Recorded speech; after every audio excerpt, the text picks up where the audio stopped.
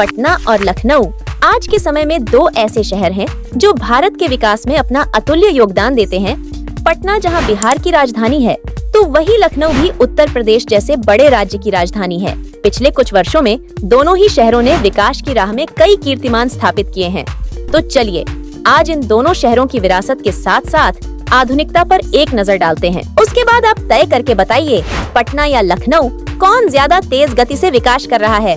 सबसे पहले शुरुआत करते हैं लखनऊ से।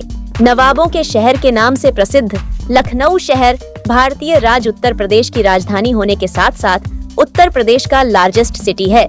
लगभग 631 वर्ग किलोमीटर में फैला हुआ यह शहर क्षेत्रफल के लिहाज से भारत का 5वां सबसे बड़ा शहर और 35 लाख जनसंख्या के साथ ही भारत का 11वां सबसे बड़ा शहर है। बात की जाए प्रति व्यक्ति आय की तो 1,04,000 प्रति व्यक्ति आय के साथ यह उत्तर प्रदेश का तीसरा सबसे पैसे वाला शहर है। वहीं लखनऊ का लिटरेसी रेट 85.5% है। बात की जाए लिंगानुपात की तो लखनऊ शहर में साल 2011 की जनगणना के मुताबिक प्रति 1000 पुरुषों पर 915 महिलाएं थीं। माना जाता है यह शहर प्राचीन समय में भगवान राम की विरासत थी, जिसे उन्होंने अपने भाई लक्ष्मण को समर्पित कर दिया था। अतः इसे लक्ष्मणावती, लक्ष्मणपुर या लखनपुर के नाम से जाना गया, जो बाद में बदलकर लखनऊ हो गया। लखनऊ अपनी दशहरी आम के किस्म के लिए पूरे भारतवर्ष में जाना जाता है। वही लखनऊ का चिड़ियाघर देश का सबसे पुराना चिड़ियाघरों में से एक है। यह शहर विकास के मामले में भारत का 17वां सबसे तेजी से विकसित होने वाला शहर है। लखनऊ को भारत का दूसरा सबसे खुशहाल जिला भी कहा जाता है, क्योंकि इसमें क्राइम रेट बहुत ही कम है। इसका मेन कारण है इस शहर में लगे 9000 से भी ज्यादा कैमरे, जो किसी भी शहर में लगे कैमरे से सबसे ज्यादा है। लखनऊ की प्रमुख इंडस्ट्री में एरोनॉटिक्स, एरोमोटिव मशीन टूल्स, फर्नीचर और चिकन कढ़ाई से बने वस्त्र के काम शामिल है। Hindustan aeronautics limited, Tata Marco Polo, Exide industry और टाटा मोटर्स जैसी कंपनी लखनऊ में अपने प्लांट स्थापित किए हैं। वहीं यहाँ कई आईटी कंपनीज भी हैं। टाटा कंसल्टेंसी, HCL टेक्नोलॉजीज, जिसकी मदद से लखनऊ का GDP 7.7 बिलियन अमेरिकी डॉलर बनता है। और यहाँ पर बहुत से प्रेस्टिजियस इंस्टीट्यूट मौजूद है, जिसमें IIM Lucknow, IIIT Lucknow, university of Lucknow, Baba Saheb Bhimrao Ambedkar university, city Montessori school, Saint Francis college का नाम शामिल है। वही लखनऊ शहर में अन्य शहर की तुलना में इस्लाम धर्म की जनसंख्या काफी ज्यादा है। यहाँ पर 71.11% हिंदू, 26.36% इस्लाम धर्म को मानने वाले लोग रहते हैं। लखनऊ में लगभग सभी खेलों का क्रेज है। यहाँ पे बहुत से इंटरनेशनल स्टेडियम मौजूद है, जैसे KD सिंह बाबू स्टेडियम, जिसकी सिटिंग कैपेसिटी 25,000 है, डॉक्टर अखिलेश दास गुप्ता स्टेडियम, जिसकी सिटिंग कैपेसिटी 20,000 है, और वही सितंबर 2017 में बनकर तैयार एकाना इंटरनेशनल क्रिकेट स्टेडियम, जिसकी कैपेसिटी 50,000 है। यहाँ पे ये तीनों स्टेडियम लखनऊ के प्रमुख स्टेडियम में से एक है, जहाँ पर विभिन्न खेलों का आयोजन होता रहता है। लखनऊ का ट्रांसपोर्ट इंफ्रास्ट्रक्चर एकदम लाजवाब है। ये शहर रेलवे, मेट्रो, रोड और वायु मार्ग से अच्छी तरह से जुड़ा हुआ है। 2 मुख्य नेशनल हाईवे का लखनऊ में इंटरसेक्शन है। NH30 जो उत्तराखंड को विजयवाड़ा आंध्र प्रदेश से जोड़ती है, वही NH27 जो पोरबंदर को सिलचर से जोड़ती है। लखनऊ में आपको city bus, taxi, inter bus service आदि की सुविधाएं मिल जाएगी। लखनऊ में 2 बड़े रेलवे स्टेशन मौजूद है और इन दोनों रेलवे स्टेशन का खास बात यह है कि दोनों ही अलग अलग रेलवे जोन में आते हैं। लखनऊ का चारबाग रेलवे स्टेशन जो नॉर्थर्न रेलवे का हेडक्वार्टर है, वही Lucknow junction north eastern railway में आता है। लखनऊ का चौधरी चरण सिंह इंटरनेशनल एयरपोर्ट यहाँ का प्रमुख एयरपोर्ट है, जो भारत का 11वां सबसे बिजिएस्ट एयरपोर्ट है, जहाँ से आपको नेशनल और इंटरनेशनल दोनों की फ्लाइट आसानी से मिल जाएगी। वही लखनऊ मेट्रो एक रैपिड ट्रांजिट सिस्टम है, जिसने 6 सितंबर 2017 से अपना परिचालन शुरू किया था। लखनऊ मेट्रो सिस्टम दुनिया का सबसे तेजी से निर्मित मेट्रो सिस्टम है और यह भारत का सबसे किफायती speed rapid transit system project है। लखनऊ अपने प्राचीन स्ट्रक्चर के लिए भी जाना जाता है। यहाँ पर बहुत से ऐतिहासिक स्ट्रक्चर मौजूद है, जैसे बड़ा इमामबाड़ा, छोटा इमामबाड़ा, अमीनबाद, और इसके अलावा भी बहुत से घूमने फिरने का स्थान मौजूद है, जैसे Dnyaneshwar Mishra park, Ambedkar memorial park, marine drive Lucknow और गोमती रिवर फ्रंट साइड। यहाँ पे ऐसे और भी बहुत से घूमने फिरने का स्थान मौजूद है, जहाँ पे आप अपने परिवार के साथ जा सकते हैं।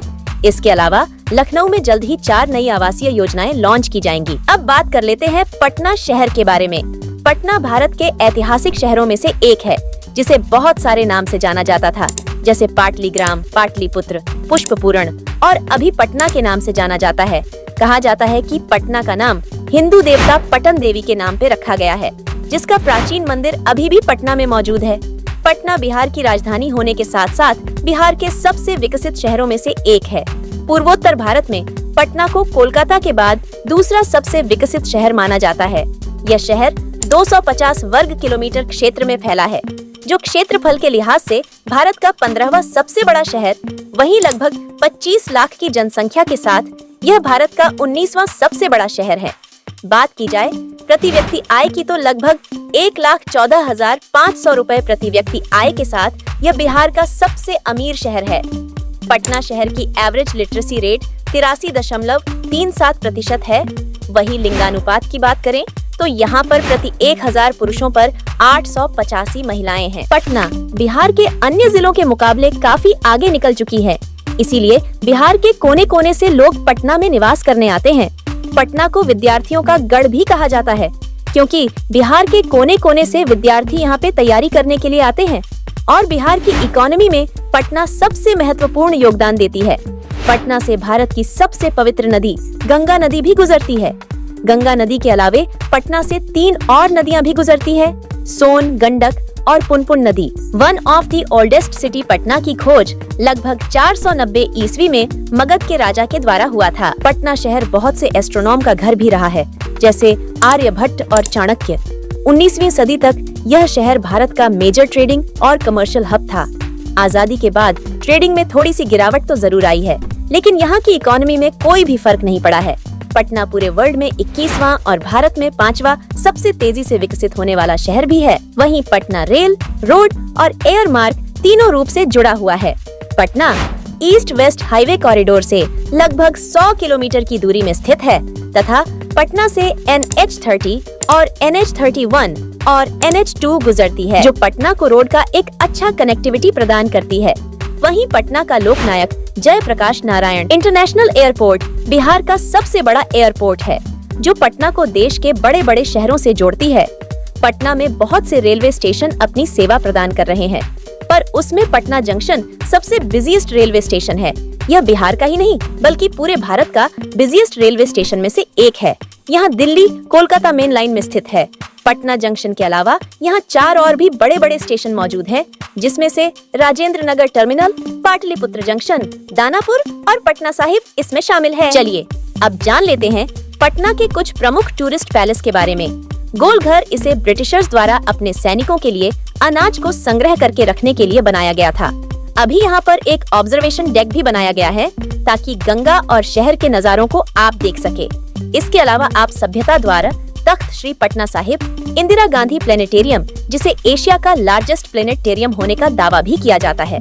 इसके अलावा संजय गांधी जैविक उद्यान, Virat Ashok convention centre, marine drive आदि जगहों पर आप अपने फैमिली के साथ घूम सकते हैं। इसके अलावा पटना में कई मेगा प्रोजेक्ट पर काम चल रहा है, जिससे पटना आधुनिक शहरों की लिस्ट में जल्द ही टॉप पर आ जाएगा, जिसमें double decker flyover, science city, कच्ची दरगाह बिधुपुर, गंगा सेतु, जो कि गंगा नदी पर बनने वाला भारत का सबसे लंबा पुल है, जिसमें पटना के कई रिंग रोड और बाईपास जुड़ेंगे। कुल मिलाकर देखा जाए तो इंटरनेशनल फ्लाइट और मेट्रो की सुविधा फिलहाल पटना में नहीं है, मगर जल्द ही यह भी सेवा शुरू हो जाएगी।